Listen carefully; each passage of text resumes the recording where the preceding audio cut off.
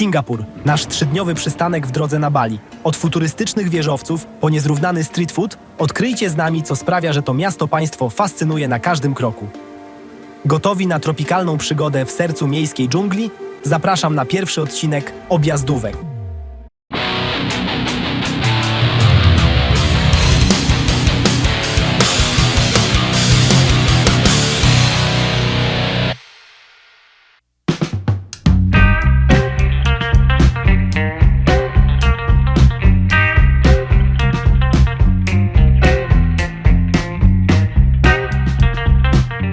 Po wylądowaniu byliśmy w szoku, jaki przepych panuje na lotnisku Changi.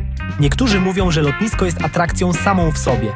Na duży plus są kontakty i ładowarki USB przy każdym stanowisku, wygodne siedziska i chilloutowa muzyczka w tle uprzyjemniająca czekanie pasażerom. Naprawdę można poczuć się komfortowo.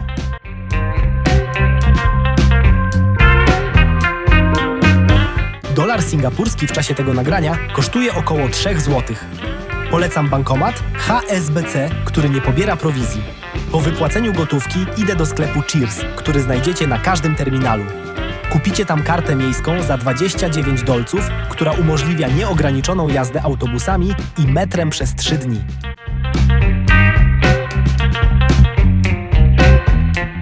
Jedziemy na słynną dzielnicę Chinatown, zjeść coś dobrego po długiej podróży.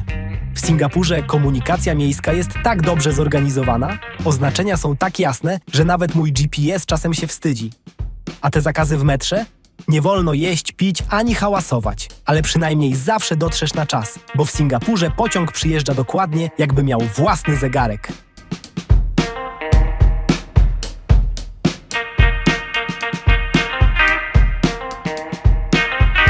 Po wydostaniu się na powierzchnię zwabiły nas zapachy z food courtu. Wybór był tak ogromny, że przez 10 minut nie wiedzieliśmy, co mamy jeść. Ostatecznie wybór padł na chiński rosołek z pierożkami i jajkiem.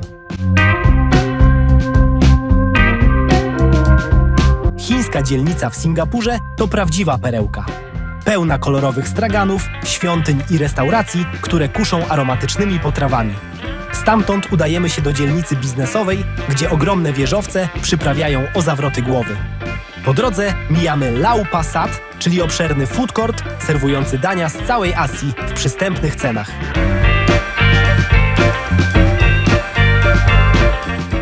Widok na Marina Bay Sands nocą kończy nasz pierwszy krótki dzień w Singapurze, pozostawiając nas z uczuciem zachwytu i ekscytacji na myśl o tym, co przyniesie jutro. Pulsujące światła i klimatyczna atmosfera sprawiają, że nie możemy doczekać się kolejnych atrakcji w tym niezwykłym mieście.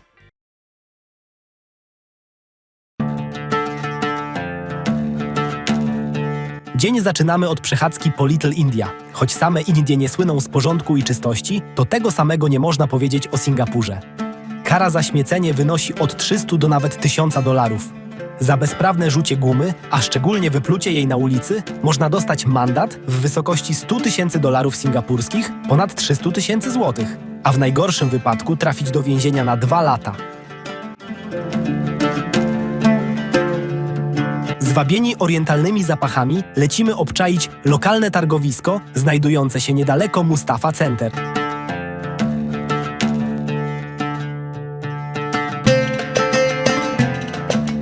Kupimy tu świeże owoce, indyjskie słodycze, przyprawy, ubrania i wiele innych.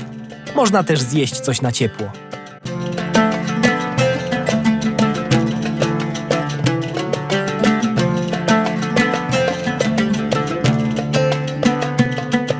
Dla mnie wybór był oczywisty. Lecimy dalej i mijamy świątynię Sri Veeramakaliamman, ale nie wejdziemy do środka przez nieodpowiednie ubrania. Ciekawe, ile wynosi grzywna za nakarmienie gołębia.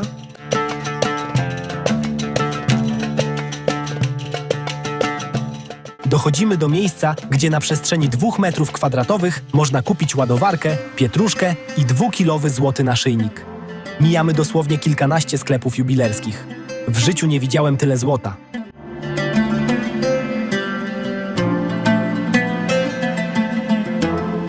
How much is this? The short one will be around $7,000. And what's the most expensive one?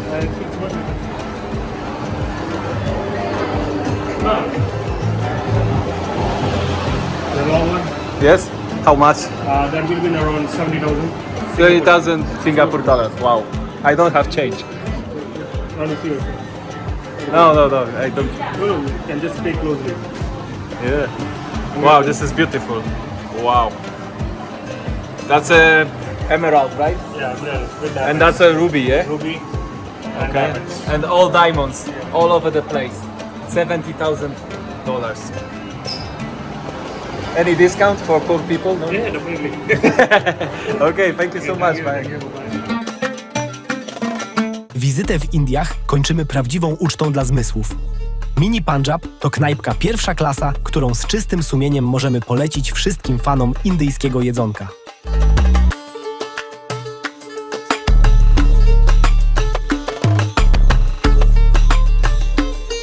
Od buddyjskich świątyń, przez meczety aż po kościoły, można minąć te wszystkie świątynie na przestrzeni kilometra.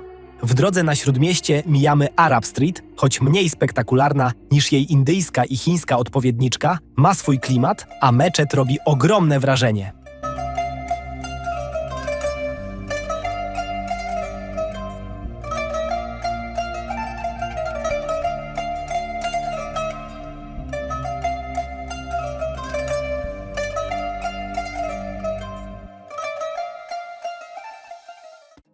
Gwóźdź programu jest coraz bliżej. Po drodze mijamy fontannę dobrobytu, która nocą świeci tak.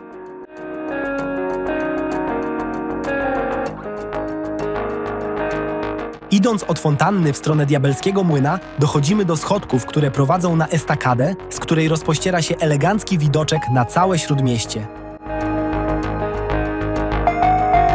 Ten wielkolud w postaci statku na 3 wieżach to właśnie Marina Bay Sands, potężny, prawie 200-metrowy hotel z basenem na szczycie.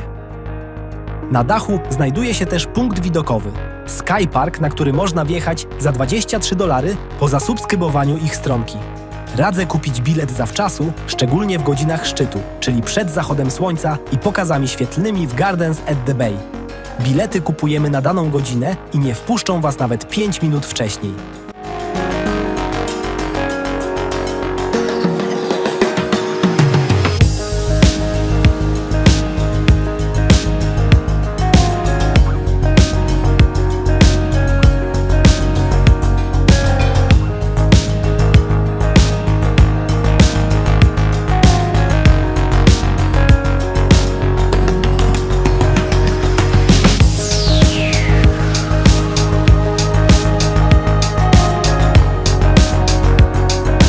Pokazy Garden Rhapsody w Gardens by the Bay odbywają się codziennie, zazwyczaj o godzinie 19:45 i 20:45. Gigantyczne drzewa przypominające baobaby tańczą w rytm muzyki. Efekty świetlne i dźwiękowe tworzą magiczną atmosferę, a kolory zmieniają się w rytm melodii.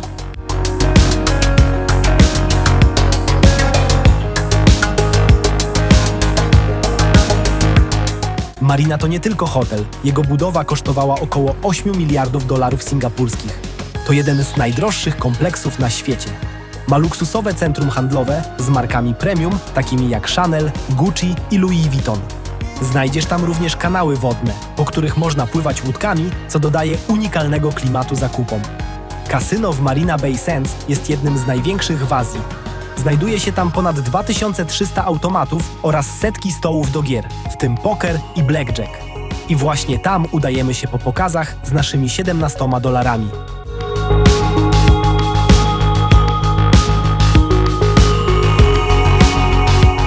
Wierzcie lub nie, ale tego dnia miałem farta. Naklikałem coś na maszynie i z $17 zrobiło się 228. Nie zastanawiając się długo, poszliśmy wypłacić hajs i uderzyliśmy do centrum handlowego po gadżety. Po czym odegrałem pieśń dziękczynną przy stacji metra w drodze do hotelu. To chyba dobry moment, żeby wspomnieć o tym, że w Singapurze mają brytyjskie kontakty, więc jeśli nie chcecie rzeźbić jak my, zaopatrzcie się w przejściówki. To już ostatni dzień naszej wyprawy, a raczej jej singapurskiej części. Zaczynamy od okolicy Stadionu Narodowego, skąd chcemy zobaczyć obydwa ogrody. Niestety okazuje się, że wschodni ogród jest w przebudowie i musimy się zadowolić tylko tym większym.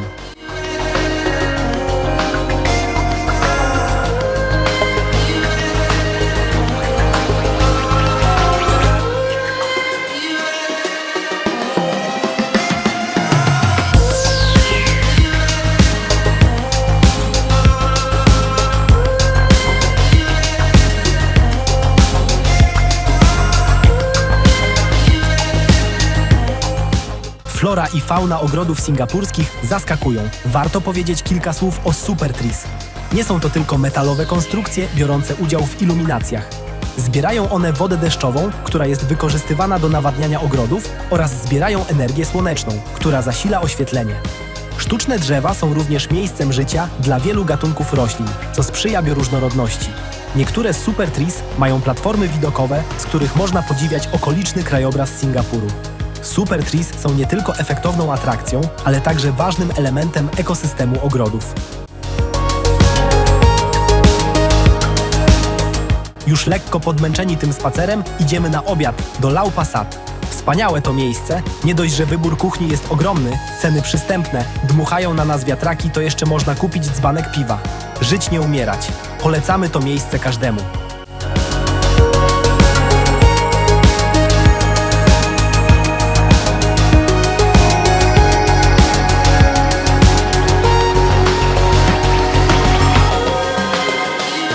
Po wypiciu zaczarowanej wody z Japy Merliona jedziemy metrem na stację Harbourfront, skąd wjeżdżamy na wyspę Sentosa kolejką Sentosa Express. Trzeba za nią zapłacić $4 mimo posiadania Singapore Tourist Pass. Alternatywą jest spacer albo kolejka linowa w podobnej cenie dla lokalsa, a 2 razy droższa dla turysty.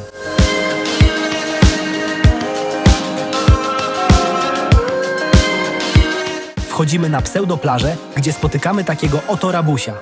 Warany generalnie unikają konfrontacji, ale lepiej nie podchodzić za blisko, bo czując zagrożenie mogą ugryźć. Ogromna większość singapurskich plaż to plaże sztuczne, ale w sumie lepsze to niż nic.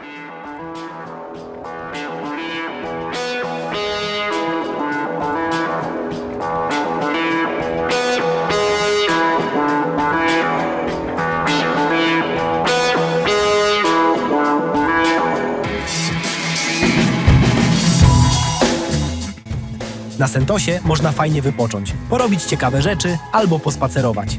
Fanom militariów spodoba się Fort Siloso, obecnie małe, ale ciekawe muzeum wojskowe.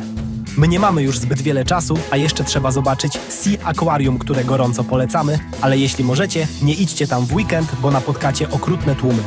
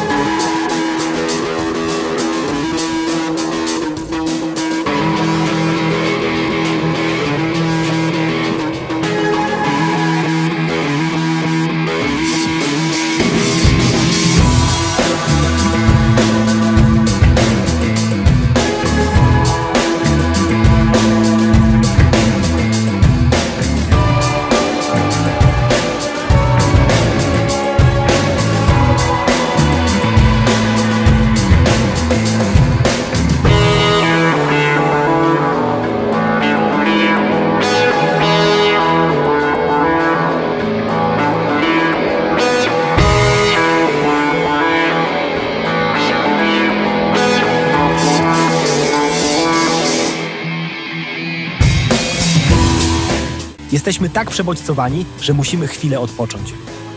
To dobry moment na małe latanko. W Singapurze można latać dronem do 60 metrów, o ile nie latasz po ciemku. Nad ludźmi 5 km od lotniska i w innych zakazanych strefach. Drony powyżej 250 gramów trzeba zarejestrować.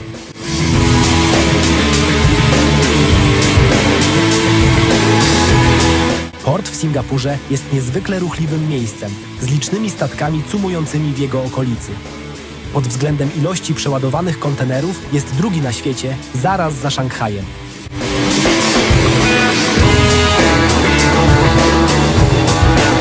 Tym optymistycznym akcentem zmierzamy do końca tego filmu. Dajcie znać w komentarzu, co sądzicie i co innego byście zwiedzili przez 3 dni w Singapurze. Jeśli podobało Wam się to, co zobaczyliście, zostawcie suba, co pomoże w dalszym rozwoju tego kanału. My już czekamy na samolot i nie możemy się doczekać tego, co zaoferuje nam Bali, czym podzielę się z Wami już niedługo. Dzięki za uwagę.